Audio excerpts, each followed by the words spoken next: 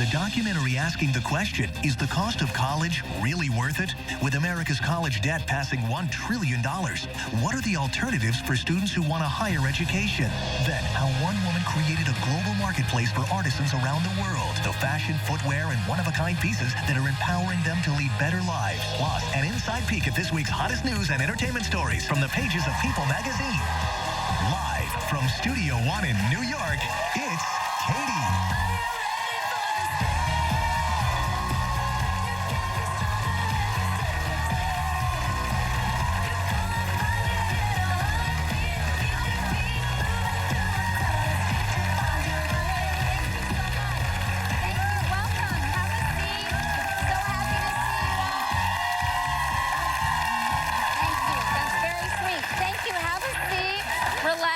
Settle down, everybody, because we have a very important show for you today. Right now, parents all over the country, myself included, are getting ready to send their sons and daughters off to college in the fall.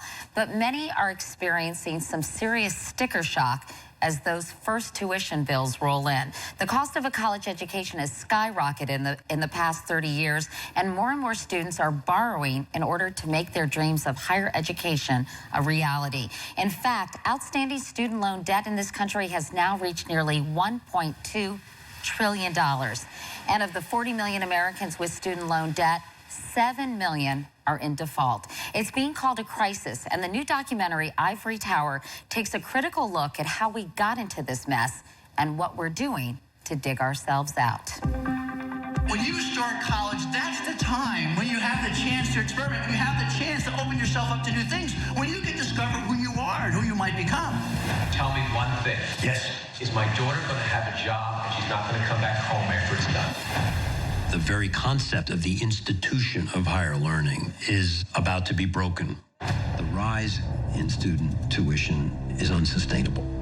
We cannot continue to charge significantly more year after year after year without running into some kind of a brick wall. College tuition has increased more than any other good or service in the entire U.S. economy since 1978. It's like a subprime mortgage broker that ripped you off. Original balances in the tens and $20,000s of dollars, ballooning up into hundreds of thousands of dollars. If I do ever have kids, my private loans will be directly passed to them, even if I die. It's a nightmare. The government will make $184 billion off our kids trying to get an education. Colleges have turned into these large businesses. It's a feeding frenzy to outbuild your rivals. The older generations that criticize the millennials grew up in a time when you could go to a state university and pay your way through with summer jobs. There's going to be a collapse. People just don't want to pay for it anymore. I want this for my kids. It's just too bad it costs $60,000 a year. What kind of a society do we want to be? America has been all about critical thinking. There has to be a change coming. So please welcome filmmaker and director of Ivory Tower, Andrew Rossi, author of the book DIYU, Anya Kamenetz, and Columbia University's director of American Studies and author of the book College, What It Was, Is, and Should Be, Andrew Del Banco. Welcome to all of you. Thanks so much for being here. So, you know, Andrew, in a way, this is almost like a horror movie because as you look at the state of college today, it's very, very distressing to watch this. And tell us some of the things that you discovered in the course of making this film. Absolutely. Well, one of the key statistics we show in the film is that tuitions have actually risen by 1,120% since 1978. Wow. There's been this incredible increase in the cost, and also initiatives on campuses in some cases to build dormitories and research laboratories that maybe aren't necessary that are contributing to this cost. I mean, the construction boom at all these colleges and universities seems crazy to me. It's just build, build, build. It's almost like an arms race when it comes to building new facilities. What is behind that? You know, it's a complex set of factors. We see that state funding for universities has declined, and in an effort to attract students with their student loan dollars, universities are creating more and more perks that allow them to rise in the rankings.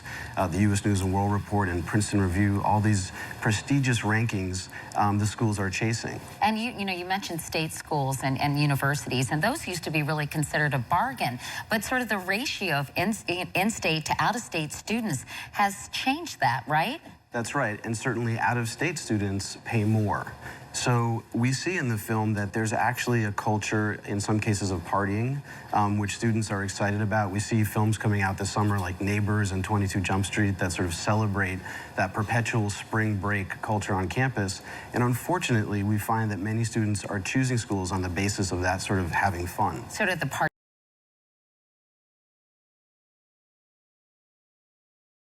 reputations and the kind of facilities that are I guess there to be a backdrop for fun rather than for learning. Rather than academic rigor, yes. Okay, Anya, as I mentioned, student loan debt is close to $1.2 trillion. 40 million Americans have loans, and you say it's really holding students back, I guess, once they graduate, right?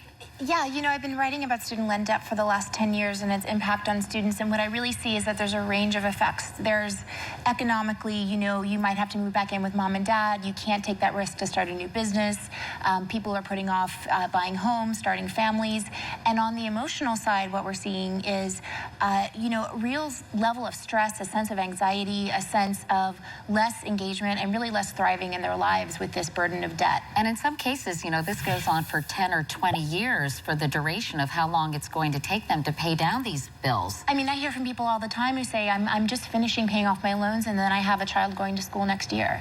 Wow, so it's taken them that long. Meanwhile, Andrew, at Columbia, I know you've been a professor for 25 years. In what ways have you seen the increased cost of college affecting your students and other students at Columbia? Well, you have to keep in mind, Katie, that at a school like mine, the students are fortunate to be pretty much insulated from some of these problems, at least to some extent, because of our endowment. We're able to offer generous financial aid, which we offer to slightly fewer than half our students. So I myself would like to see that number a little higher. But that means a lot of our students are coming from families who can afford to pay these bills, but that doesn't mean it doesn't put stress on the family. And I think we see students feeling an obligation to figure out how to turn their education into a practical path toward a lucrative career and taking a little less time to explore and make an intellectual adventure for themselves because they're nervous about how they're going to, as it were, repay the debt they owe to their parents. We also have about 15% of our students who come from low-income families who pay nothing for their education. And for them, it's a different kind of stress. It's sort of, can I afford to go out with my friends this weekend? Can I dress the way I feel like I ought to fit into this community? So the stresses are subtle, they're pervasive, but they're a little different than for students at the public institutions. College educations in general have always been sort of a step up the ladder to upward mobility, you know, to a thriving middle class. And what impact do you see all these issues having on that opportunity? I think we're at a critical moment in our society that institutions that are really designed to create opportunity and to keep people moving are contributing to the stratification that we see. So at institutions like mine, we see more and more students coming from families who can afford to pay the full bill. And for low-income students, it's a very daunting prospect to go to a college that can do the best by them. And also, I know, Andrew, that a lot of these kids are not completing school. One of the things that your documentary points out is they're not finishing in 4 years. And in some cases, it's because they're slacking off. In other cases, it's because they simply can't afford it, right?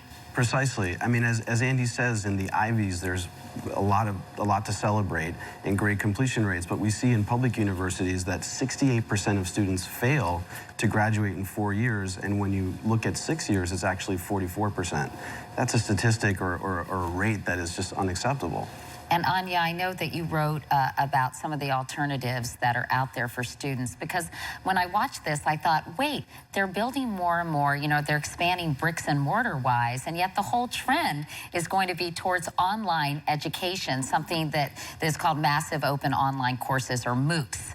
So tell us how they have spread and perpetuated in recent years. Well, so millions of people around the world are accessing these video-based courses that are really versions of courses created at institutions like Stanford and Yale, and they are opening up the doors of these institutions in a transformation that I've seen in a very short period of time, that an institution like Columbia used to pride itself on its selectivity, how few people they could let in, and now they're talking about how many people can experience that kind kind of education. Having said that, MOOCs are really going through some serious growing pains because they're certainly not a panacea, are they? Tell us about that. Well, everybody wants there to be a free and open solution that's going to save education and make it available to everyone. But I think what we're finding through the research is that there are highly motivated and talented individuals who can take advantage of these courses and get the learning that they need and get stepping stones to a job. And the model's evolving very quickly. At the same time, for the less confident learner, maybe a first-generation student, it's not going to be the end-to-end solution. Right, because a lot of people are signing up, not completing, and they're finding that, maybe you'll watch the lectures online, but when it comes to class discussion, you really still need that face-to-face interaction. I think hybrid and blended models that combine the online with the in-person interaction is really where we're going to see this going. I mean, it would be really nice if we could turn on YouTube and give an education for free to everyone, but I think that that's something we're going to have to update a little bit. Meanwhile, Andrew, people say, so is it worth it? And if you look at the statistics in terms of the unemployment rate and some other factors for college graduates versus non-college graduates, you have to say, despite the rising costs, yes, it is. That's absolutely right. Statistics show that over the course of people's lives, their lifetime earnings are about $1 million greater when they have a college degree versus just a high school diploma. So the film Ivory Tower really does reinforce some of the enduring power of higher education. However, it's that student loan debt and that what price, cost. Right? Exactly. And Andrew, what about the goal of college? I feel like I do a lot of commencement addresses, and I did one for my daughter's graduating high school class. And should the goal be to really develop a love of learning, or is it to prepare yourself to be employable once you graduate? I mean, I know there's this kind of conflict going on, and I'm sure as someone who teaches American Studies and Humanities, I think you probably want to say the love of learning, right? Yeah. Well, I want to resist the either or, okay? We want students coming out of college with the skills they need to be successful in the workplace. There's no question that's important for them. It's important for us as a society. But we also want to stay true to the American ideal of what college has always been. A place where students have a chance to take a breath, sit back and think about who they are and who they want to be and what their passions are. Discover things about themselves that they didn't know. We want to keep both of those values front and we want them to have fun and meet interesting people, but we don't want it to be a 4-year party, do we? I'm going to talk to my daughter about this, by the way, after the show and make sure she has her priorities straight. What's such an interesting documentary. Congratulations on it, Andrew. And coming up, recent grads on the cost of college and a college dropout who says you can actually hack an education. That's right after this.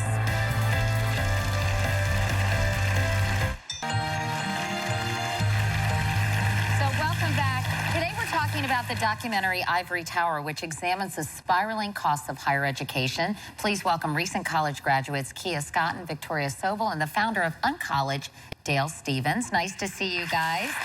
Thank you for being here. So, Kia, I know congratulations are in order because you're a recent graduate of the College of New Jersey, but like so many college graduates, you have a lot of student debt. Absolutely. Tell me how much you have. And I owe about $30,000 from the federal government and $17,000 in private loans without interest, so it'll definitely add up. So that's pretty daunting. How in the world are you going to manage that? How are you going to be able to pay them off, do you think? Well, I have them deferred for now, and in the meantime, my parents will be helping me out, and I'll be looking for a job until I have to pay them all back. And what about sort of the anxiety we talked about facing you in terms of going out in the world and, worrying not only about getting a job, because I know you don't have one yet, so that, obviously, you have that stress.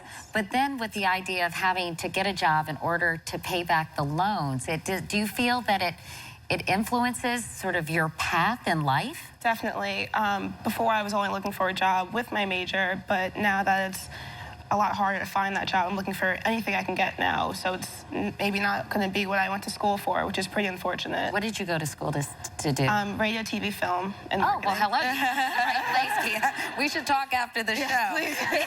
Meanwhile, Victoria, you were featured in the documentary, and I know you were very cost-conscious in your choice of college. You decided to go to Cooper Union here in New York City. Tell us about your decision to do that. That's right, Katie. So I attended Cooper Union. That was founded by Peter Cooper in 1859, and it was founded to be a free school with increased accessibility for women, people of color, and the working class. And my parents, I was fortunate enough that my parents introduced me to the school, and I fell in love with the campus, its mission, and its democratization of the classroom. So it was kind of a no-brainer when you were looking at schools. You said, this is for me, and plus the price was right? I had previously been looking at other art schools across the country, Ivy Leagues and public schools, and you're right, I fell in love, and there was no looking back, and the cost was right, though I do have debt from the cost of living in the city. Right. Now, I know that last year, while you were there, the school started charging for the first time in history. I guess the class after you graduated. That's right. Was the first time a class had to pay. And you protested this decision along with some other students and actually filed a lawsuit. Tell me about that. What was it that so angered you about the change of heart the school was having? That's right. And so basically what's happened is that the school has announced that we're in financial straits, which stem from financial mismanagement, increased loans, and investment in hedge funds. And so as the students, the faculty, the alumni, and the extended community, including parents, we banded together and in support of student occupations and different processes that were brought through the school government, through the faculty and the Senate, we have started a legal suit called Save Cooper Union and SaveCooperUnion.org, and we are filing a suit with the Supreme Court about the financial mismanagement. And Andrew Rossi, why was it important for you to focus on Cooper Union in the course of making this documentary? Well, you know, we saw in the film so much this idea that students are suffering, and I think that Victoria and her fellow students, they occupy the president's office, and they show that they're trying to seize power back. I think it's a really remarkable story that we see at Cooper Union in this attempt to fight back. But also it's emblematic of sort of how universities are operating now, right? Because I know they built this big student center that cost millions and millions of dollars, and that actually, the cost of that was passed down to the students, and that's another example of what's happening all across the country. It's the ultimate symbol for the corporatization of the university. Here's this school that's 1,000 students, totally free, and they decide to take out a $175 million loan in order to build a building at a rate of $1,000 a square foot, more than a luxury hotel. Now, we reached out to Cooper Union for a statement, and an official from the school, Victoria, told us that Cooper Union has been teetering on the edge of a financial cliff for decades. The financial situation for the school was simply not sustainable. So can you in some ways understand that it's really difficult for an institution to say, hey, come on in, everybody, and you all have a free ride? Actually, Katie, what's interesting is that in 2009, the Wall Street Journal covered Cooper Union as being one of the only schools and universities that had sidestepped the recession. So in reality, the school only announced the financial issues in 2011, much to the surprise of the community. I was part of a committee that was formed with trustee members, consultants from the school, faculty, alumni, and students, and we looked at measures to cut costs of the school that would avoid charging tuition, and ultimately the board elected to charge tuition because they feel that they need to take out another loan to keep up with the cost of the administration and the loans. So you think those are sort of hollow words in your view? Very. Meanwhile, Dale, you were in the documentary. You dropped out of Hendrix College back in 2010. You were in an earlier episode of our show when we focused and asked the question, is college worth it? You started something called Uncollege. Can you explain to everyone what that is and what it does? We run gap year programs that focus on teaching the kinds of skills that you're supposed to learn in school and are really required to be an adult, but no one bothers to actually teach. These are things like, how do you communicate, how do you negotiate, how do you find mentors, how do you build social capital? And they're the kinds of things that you use every day for the rest of your life and you might pick up in school, but no one bothers to specifically teach those things. So it's a real skill set you're doing. So how do you do that? Do you have a manual? Do people meet? Do they go on to college after they do this? Because it's a one-year program, right? It's a one-year program that's based in San Francisco right now. We have a house where folks live together for 3 months. They have a coach that follows them week over week, helps them set goals and tracks them throughout the course of the year. And our real goal in the end is to create a program that takes a quarter of the time and is a tenth of the cost of going to college and can get someone to the end of the year at a place where they're at least base level employable in the field that they want to pursue and have the right skill set and toolkit to continue on a path of lifelong learning. So do you see this whole approach catching on? Do you see it happening in other places with other organizations? It's been amazing to see the response. We launched the program a year ago. We got over 500 applications for the first class. We've had people reach out who are opening locations of Gap Year in Sao Paulo this fall, in Cape Town in January, in Stockholm and Paris, and Vancouver next June. It's been crazy to see how cross-cultural this problem is and how much people understand that committing as an 18-year-old to spending 4 years and potentially hundreds of thousands of dollars to do something that you're not even necessarily sure that you want to do is probably not the right step and can be very expensive. And it clearly, my two Andrews here, I mean, the situation seems so untenable. And as you say, something's got to give. You know, something's got to change when it comes to higher education in this country. What do you think needs to happen? I think that this conversation is the first step in parents and students, prospective students, really thinking about what's the right school for them, how much debt can they take on, and what's the best place for them to go. And even in some cases, reducing the stigma associated with not going to college. There are valid alternatives. And what do you think needs to happen, Anya? I mean, what encourages me so much is to see students taking control of their own learning and their own futures, because the one group in the history of higher ed that's never been in charge is the learners themselves. And so I believe that that's what technology enables to some extent. People see the power of networks and peers, and that's why we see so much excitement for change. It's not only because things have to change, it's because now things can change. Professor? I think conversations like this are very important because it helps us to understand this is a complicated problem. Responsibility for this problem is spread all over the place. There's political responsibility, that is, we have to reinvest in our public institutions. There's private responsibility, institutions that are doing some of the abusive things that we've described, building too much and encouraging the party culture. There's also personal responsibility on the part of students and families demanding certain perks and luxuries. So this is a complicated problem, and we have, it's going to require a complicated solution that comes at it from many different angles. And Kia, despite the fact that you are riddled with a lot of debt, I mean, what would you say if someone said to you, Kia, was college worth it? I definitely think college was worth it. I just don't know how long it'll take for me to see that return on investment, unfortunately. But do you feel like, I mean, when all is said and done, that the experience you had was worth it, the way you spent the last 4 years? I'm hoping that something will change, definitely. So I guess you're saying the jury's out, maybe. Basically, I mean, I just graduated, so I don't know, how long it'll take for me to see all the change and for me to see for me to get a job and everything.